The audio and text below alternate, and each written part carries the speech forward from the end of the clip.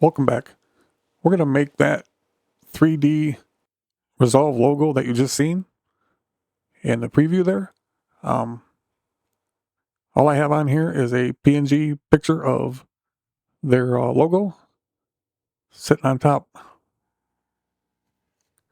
a background, because we're probably going to want to use that to look through it later, make sure it's transparent.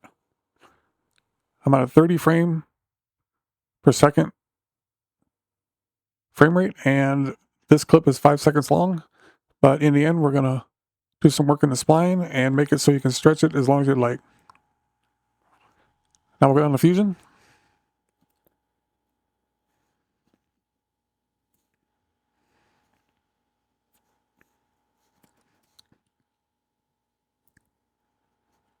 Click away right about here.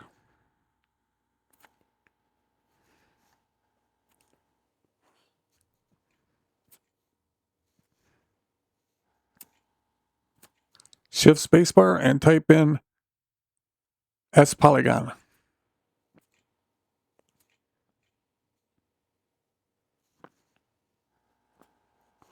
And while it's highlighted, go to Shift spacebar again.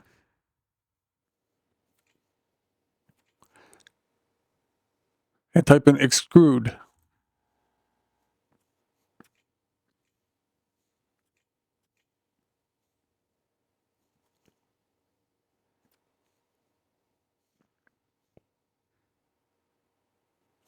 Then we'll go ahead with a merge, camera, and render. Let's add a directional light to the scene, so select the merge. Same thing, Shift spacebar and type in directional.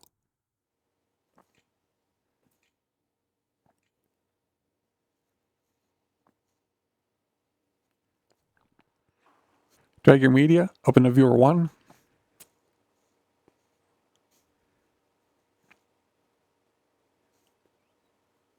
Take note of the size of this. It's 600 by 600, so you don't want to get too big with your picture.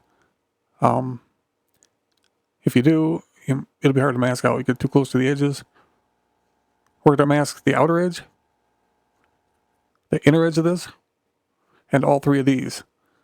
But once I get started, I'm just going to start it, show how it goes, and then cut the clip, and we'll come back to it after we have them all masked. It takes a little time doing it, and I want to shorten the video as much as possible.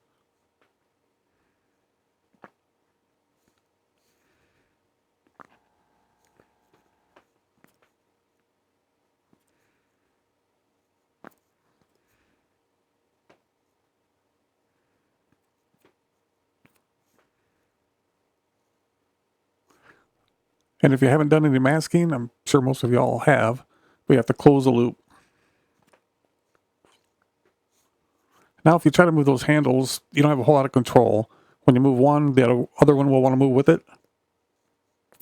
But if you hold down the control button,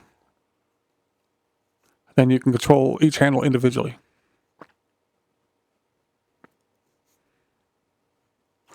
And we should actually go up here, fourth icon over, to modify only. That way, if you click on your polyline, it won't make another break in the line, another joint.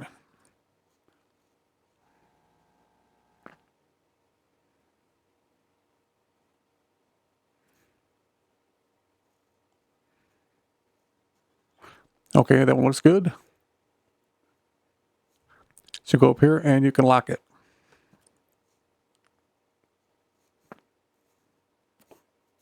Like I said, we're going to do the inside and all three of these. So I'm going to see you when I get done. I'll be back.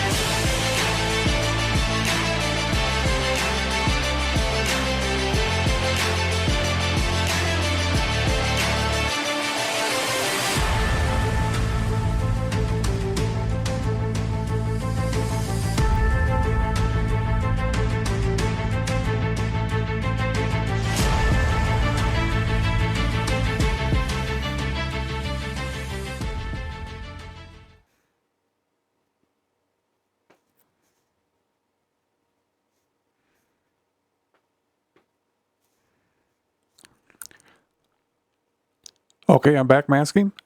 Now we'll go ahead and start putting things together.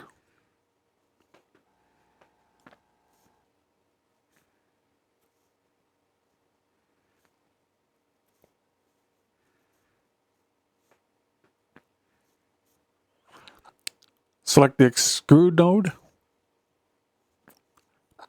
and add a merge.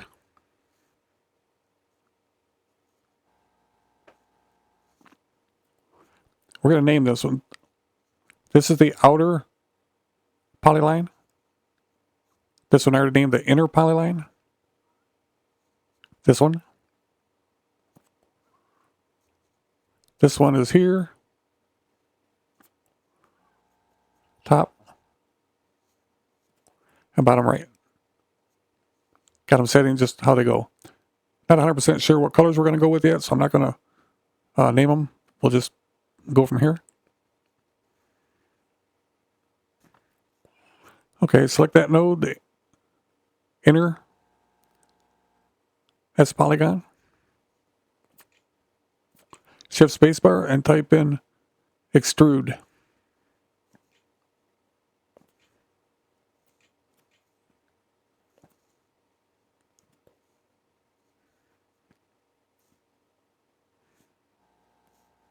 Then merge the second extrude over the first one. It'll make a merge.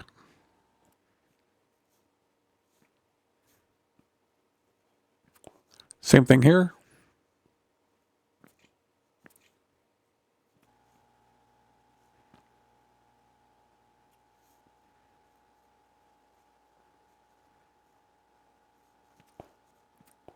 And same thing here.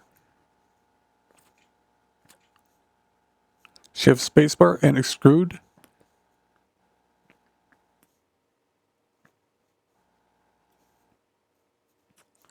And once again.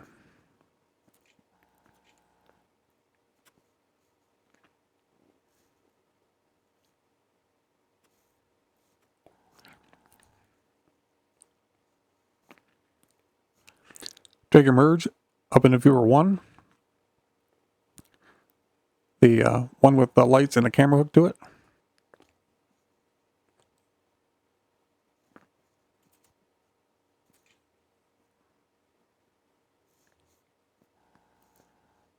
Let's select the first extrude.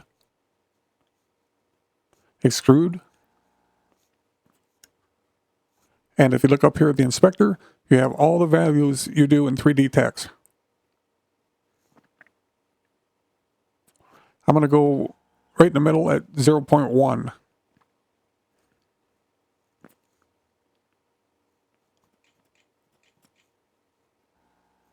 Then I'm going to set my bevel depth and width on all of these the same. I like 0.0063 if I ain't mistaken.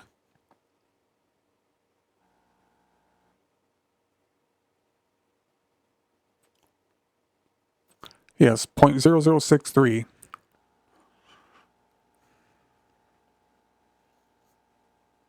Now we have some girth to it here. As you look in the viewer 1, it was flat. Now we have some girth to it. Let's go ahead and move this camera back and the light.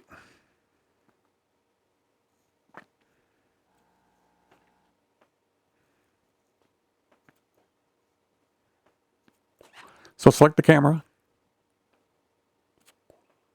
In the inspector, under transform, translation, Z value. And if you look in viewer 1, you'll see the camera moving back. But first, we should put render node in viewer 2.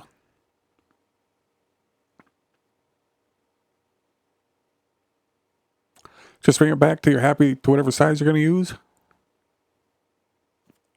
Be sure to select use target.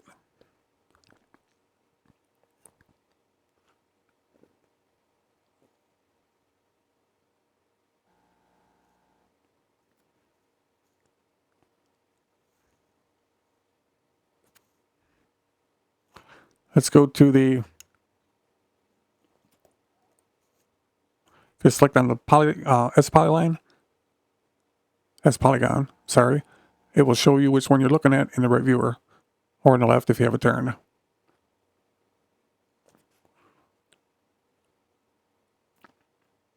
We're going to take those up all the way to 0.2. All three of the center ones.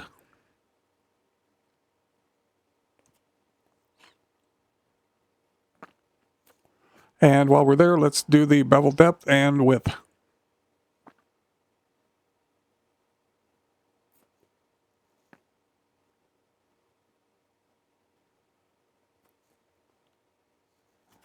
Let's go back to the other one and do that.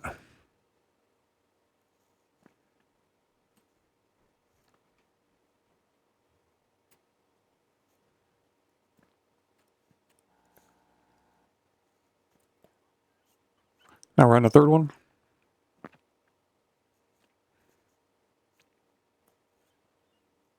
And the inspector, excursion, all the way to 2.2. You can see them in the viewer 1 where they're protruding out. Now let's set the bevel.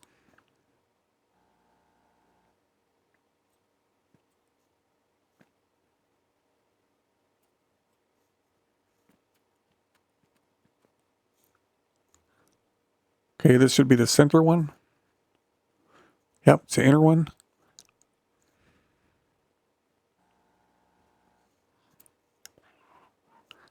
Let's go in the inspector, select that extrude, and make sure we have it. We are set with that one, at least I am. Now this is the outer one. We'll go to that extrude.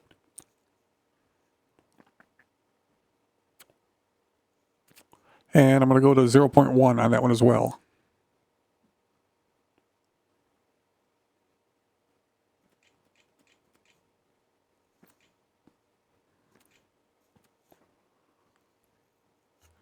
Okay, now let's add some color to these. With the extrude node selected, for the outer diameter, perimeter, go into materials. Right here, and it's very hard to see. It says override diffuse color. Select it, and then you can make it whatever color you'd like.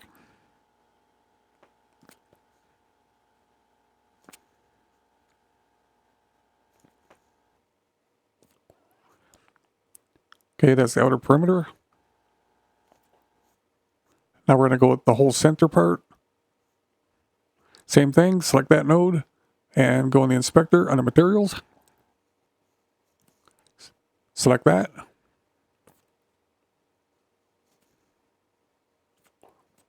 And you can use any colors you would like.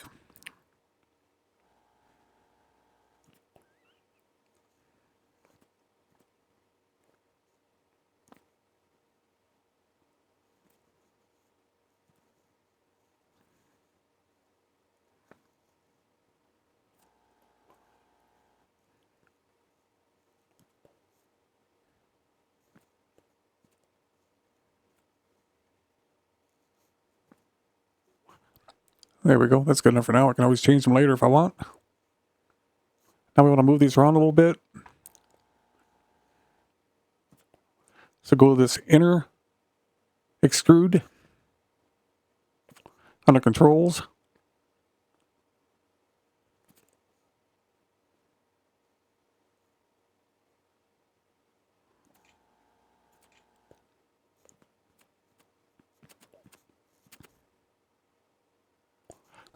And if you go under transform, translation, Z-axis, that will move it forward or backward. If you don't already know, if you hold down the Alt key and you go up here and adjust the numerals, you can adjust it much more fine-tuned.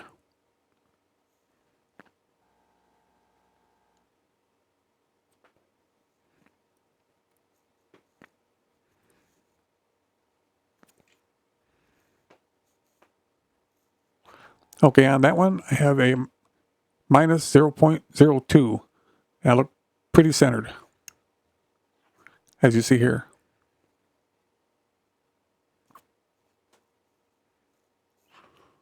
Now we can go by the color, so you know which one you're working with.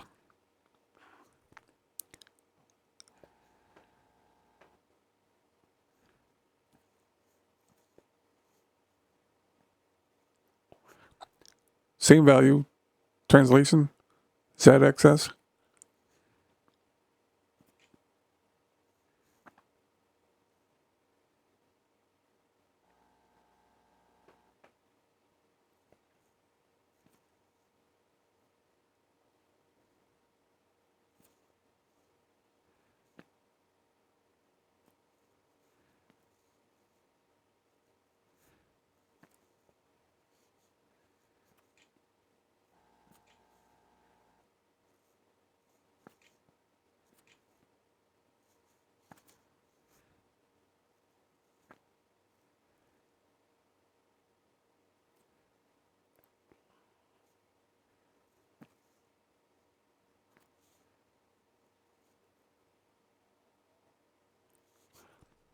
Okay, we'll come back to that.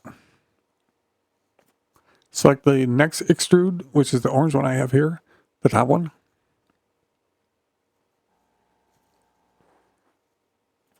Take the excursion depth to 0.3.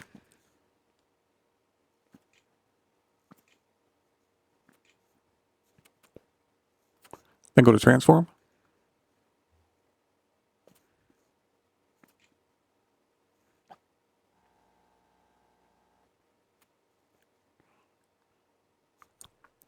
It's like minus 0.1 is going to work. So go back to the other one.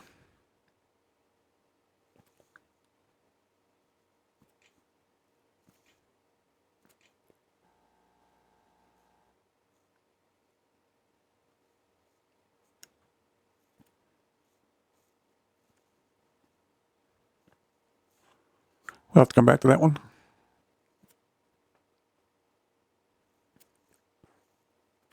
Again, on the third one, check the color, the yellow. Take the excursion to 0.3.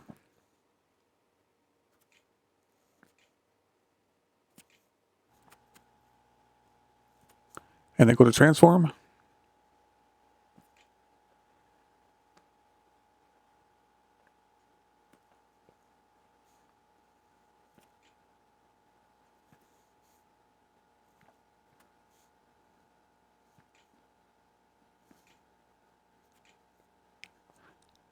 Yeah, minus 0.1 again.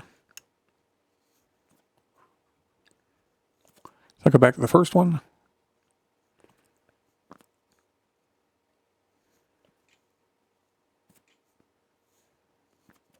There, now all three are protruding out equally front and back.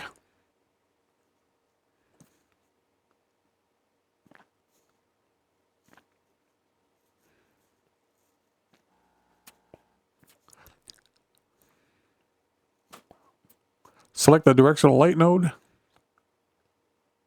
Go to transform in the inspector.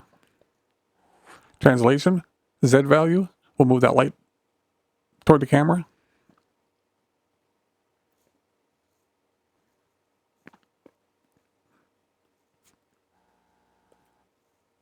I prefer to use these little handles. I find them very intuitive and much easier to work than the controls.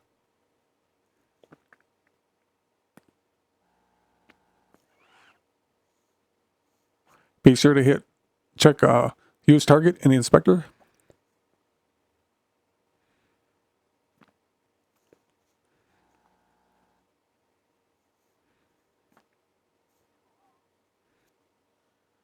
That's good for now. We can always remove things around if we need to. Now select the render node.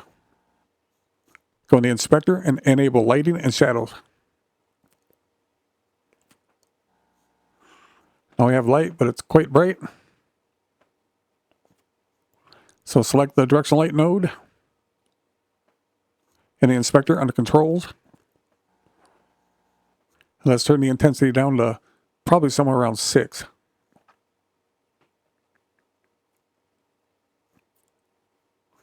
Or 7, something like that.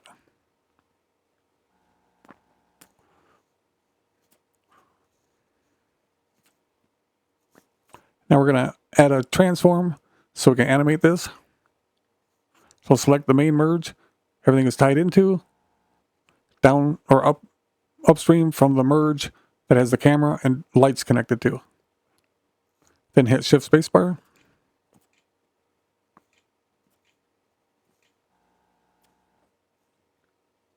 And that's the one we want, Transform 3D.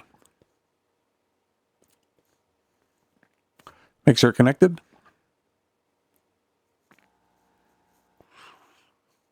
If you have it upstream of this merge, or I should say downstream of this merge between the render and the merge, it will not work, will not animate.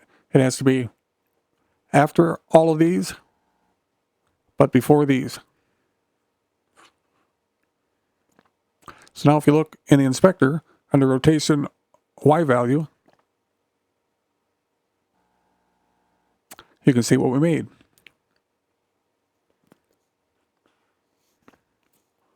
Let's go ahead and cut this media in, a media outline. Connect the media out to the render and drag it up into Viewer 2.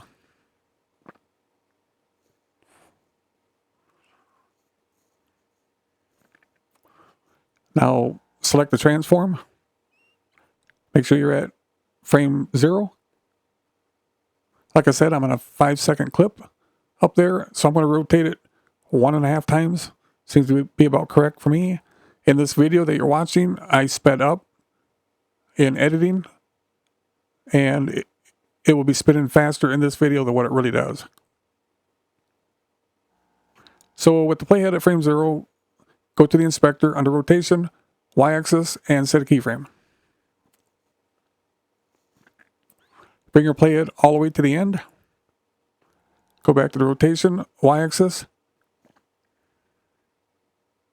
I'm going to rotate mine to the right. You can go left if you'd like.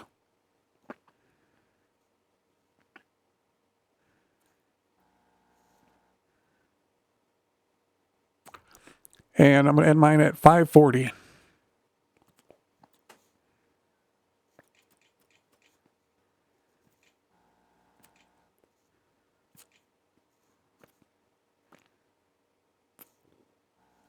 Okay, right now it will only run to the 5-second time. I'll show you.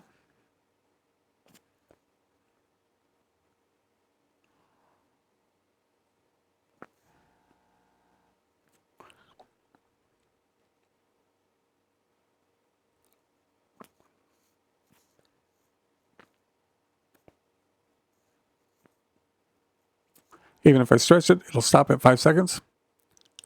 Now we're going to go back into Fusion and play with the spline and make that so it's adjustable.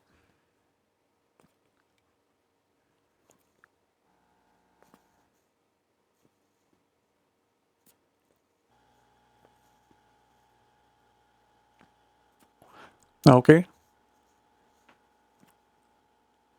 Go up to the top to your spline, open it up.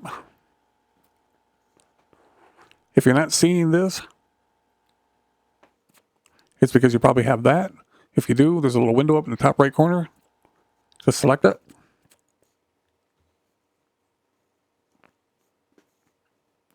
We only have to mark the transform.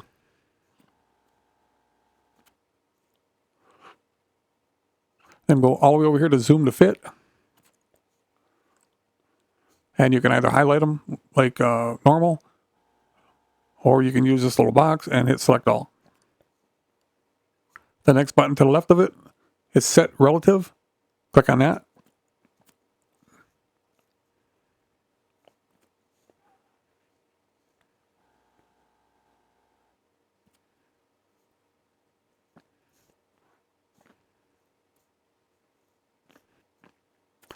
You can always go back in and move the light around.